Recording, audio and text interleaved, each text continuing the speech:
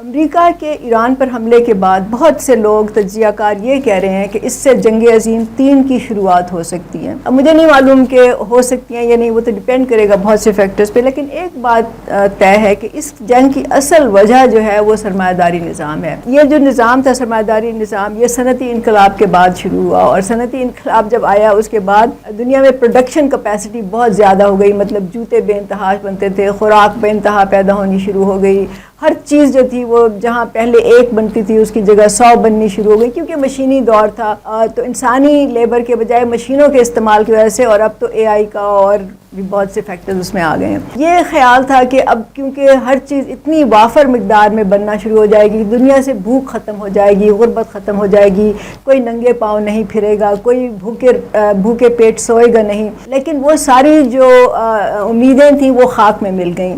لیکن اس کے بجائے دنیا میں لوٹ کھسوٹ کا اور وسائل پہ قبضہ کرنے کا ایک ایسا بازار گرم ہوا کہ دنیا میں ہر طرف جنگیں ہی جنگیں ہمیں نظر آئیں۔ آپ کو معلوم ہے امریکہ کتنی جنگوں میں انوالو رہ چکا ہے اس کی میں، لیکن پھر بھی جب تک سوویت یونین تھا تو ایک اپوزٹ فورس تھی، جس کی وجہ سے تھوڑا بہت آپ سمجھ لیں کہ ایک بیلنس آف پاور تھا۔ سوویت یونین کے زوال کے بعد تو جو لوگ اس نظام کے رکھوالے تھے، اس کو پروموٹ کرے تھے، ان کو کھلی چھٹی مل گئی کہ وہ دنیا میں جہاں چاہیں جیسے چاہیں یہ نظام نافذ کریں۔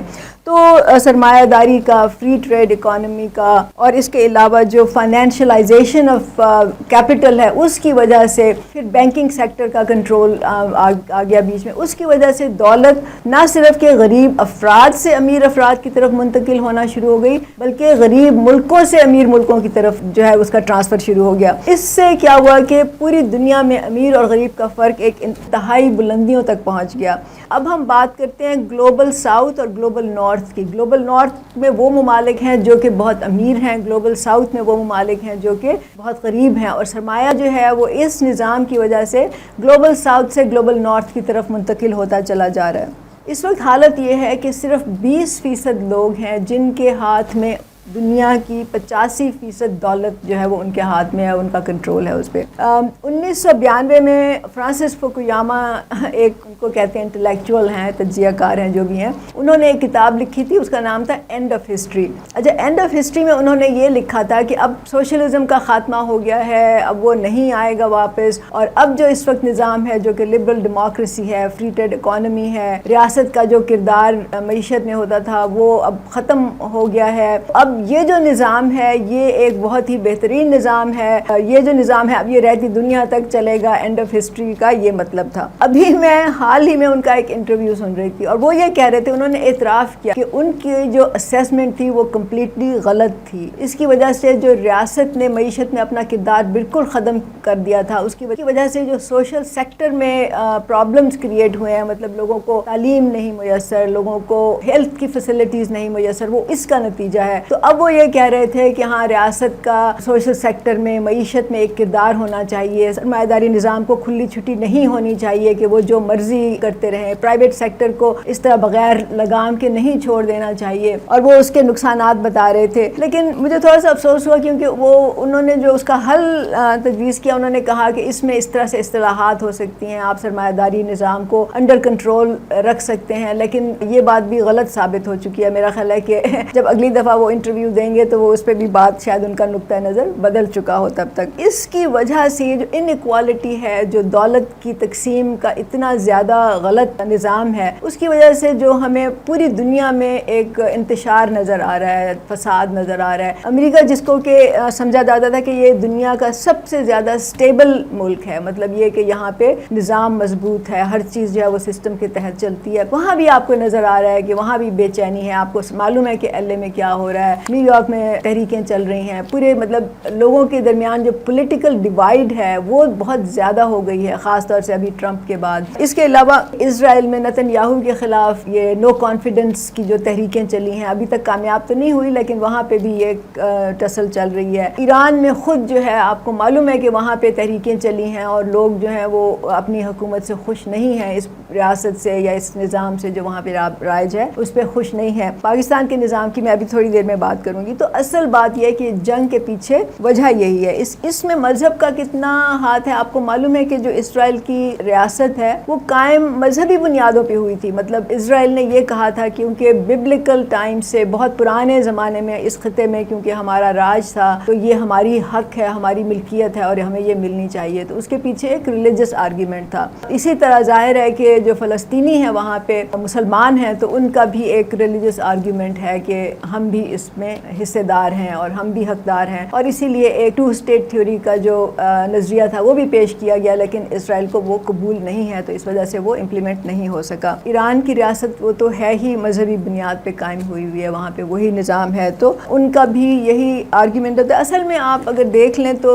دنیا میں مذہب کو جنگوں کے لیے, سیاسی اپنے بیانیوں کو آگے بڑھانے کے لیے, لوگوں کی حمایت حاصل کرنے کے لیے ہر وقت استعمال کیا جاتا ہے. تو یہ کوئی نئی بات نہیں ہے. تو اس وقت پاکستان میں بھی بہت سے لوگ دعائیں مانگ رہے ہیں کہ اسرائیل تہس نہس ہو جائے, امریکہ کو شکست ہو. وہ یہ امید لگا کے بیٹھے ہیں کہ خدا جو ہے وہ خود اس میں انٹروین کرے گا کیونکہ وہ مظلوم کے ساتھ کھڑا ہوگا, حق کی فتح ہوگی. تو میرا ان سے سوال یہ ہے کہ غزہ پہ تو پچھلے 2 سال سے بمباری چل رہی ہے. آپ کو معلوم ہے کہ وہاں اس وقت ملبے کے ڈھیر کے علاوہ اور کچھ نہیں بچا. مطلب ہسپتالوں پہ, اسکولوں پہ, ہر جگہ بمباری ہو چکی ہے. 50 یا 60 ہزار لوگ مر چکے ہیں اس میں. تو خدا نے ابھی تک تو انٹروین نہیں کیا. تو اب مجھے نہیں معلوم کہ خدا کیا سوچ رہا ہے, لیکن مجھے نہیں لگتا کہ وہ اب بھی انٹروین کرے گا. خدا اتنا ظالم تو نہیں ہو سکتا نا کہ وہ ظلم دیکھے اور پھر وہ اس کو جاری رہنے دے. لیکن اصل بات یہ ہے کہ خدا نے بھی ایک نظام بنایا ہے جس کی بنیاد سائنس پر ہے, جس کی بنیاد لاجک پر ہے, جس کے پیچھے ایک منطق ہے. وہ ایک سسٹم ہے جو اپنے حساب سے چلتا ہے اور اس نظام میں وہی کامیاب ہوتا ہے جو اس کی سائنس کو, اس کی منطق کو سمجھ لیتا ہے اور اس کے مطابق پھر عمل کرتا ہے. تو خدا کا نظام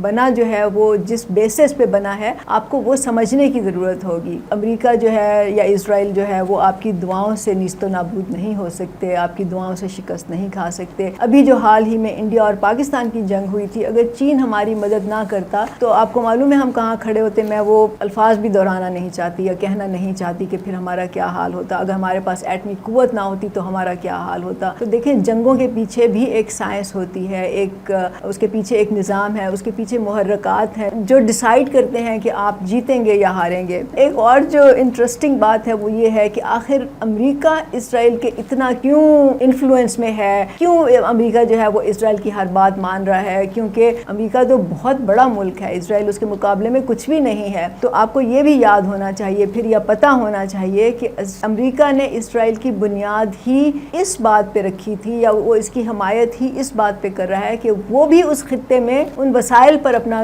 کنٹرول چاہتا ہے, وہاں پہ بھی وہ اپنا انفلوئنس چاہتا ہے. وہ نہیں چاہتا کہ وہاں پہ اس کے مقابلے میں کوئی اور قوت جو ہے وہ ابھر کے سامنے آئے. تو اس کی وجہ سے امریکہ جو ہے وہ اسرائیل کے ساتھ کھڑا ہوا ہے, اس کی حمایت کرتا ہے اور اس کو جو بھی وہ ہتھیار, جنگی ہتھیار دے رہا ہے. اس کے باوجود کہ امریکہ میں اس کے مخالف آوازیں اٹھ رہی ہیں, مطلب جو امریکنز ہیں موسٹلی وہ اس جنگ کے حق میں نہیں ہیں کیونکہ انہوں نے دیکھ لیا کہ افغانستان میں کیا ہوا تھا, انہوں نے دیکھ لیا کہ یوکرائن کی وار میں اب امریکہ جو ہے وہ کس طرح سے اپنی جان چھڑانے کی کوشش کر رہا ہے. آخرکار امریکہ میں عام لوگوں کی بات کیوں نہیں سنی جا رہی, اس کے پیچھے بھی ایک لاجک ہے. اس کے پیچھے وجہ یہ ہے کہ اسرائیل کی امریکہ میں بہت ہی اسٹرانگ لابی ہے, اس کے پیچھے بہت امیر لوگ ہیں جو کہ پیسہ دیتے ہیں. الیکشن کے دوران وہ ان کانگریس میں جو امیدوار ہوتے ہیں, جو سینیٹرز ہوتے ہیں, ان کے کیمپین کو فنڈ کرتے ہیں اور پھر اس کے عوض وہ یہ ڈیمانڈ کرتے ہیں کہ وہ جو کہیں گے اسی طرح سے سینٹ میں اور کانگریس میں ووٹ دیا جائے گا. تو کہا یہ جا رہا ہے کہ اگر صدر ٹرمپ کوشش بھی کریں یا وہ چاہیں بھی کہ وہ جنگ نہ کریں تو وہ کامیاب نہیں ہو سکتے کیونکہ اسرائیل نے تو امریکہ کی پوری کانگریس خریدی ہوئی ہے. تو دیکھیں یہ بھی سرمایہ داری نظام کا ایک ایکسپریشن ہے. یہ سرمایہ داری جمہوریت جو ہوتی ہے وہ بھی پیسے کے بل پہ چلتی ہے. اب امریکہ کو کہا جاتا ہے کہ دنیا کی ایک بہت بڑی مضبوط اسٹیبل ڈیموکریسی ہے, لیکن وہاں پہ بھی پیسہ چلتا ہے. تو جہاں بھی دیکھیں, جدھر بھی دیکھیں, اس نظام میں آپ کو پیسہ ہی کنٹرول کرتا ہوا نظر آتا ہے, اپنے مفادات ہی کنٹرول کرتے ہوئے نظر آتے ہیں. وسائل پہ قبضہ کرنے کی, منڈیوں تک پہنچنے کی جو لالچ ہے وہ اس دنیا میں جنگیں کرا رہی ہے, اس دنیا میں فساد مچا رہی ہے, اس دنیا میں غربت, بھوک اور بیماری میں اضافہ کر رہی ہے. ہر چیز کے تانے بانے آپس میں ملتے ہیں. ہم جب تک اس نظام کی گہرائی میں جا کے اس کو نہیں دیکھیں گے, ہم اس کو سپرفیشلی دیکھتے رہیں گے. ہم کبھی اس فریق کے ساتھ کبھی اس فریق کے ساتھ کھڑے ہو جائیں گے, ہم دعائیں مانگیں گے, ہم چاہیں گے, خواہش کریں گے کہ دنیا میں پیس ہو, امن ہو, لیکن یہ ہو نہیں سکتا نا جب تک کہ آپ اس نظام کو ختم نہیں کریں گے. آپ کو یہ بات سوچنی چاہیے. اب میں بات کروں گی پاکستان میں نظام کی. پاکستان میں آپ کو معلوم ہے کہ اس وقت ایک کرونی کیپٹلزم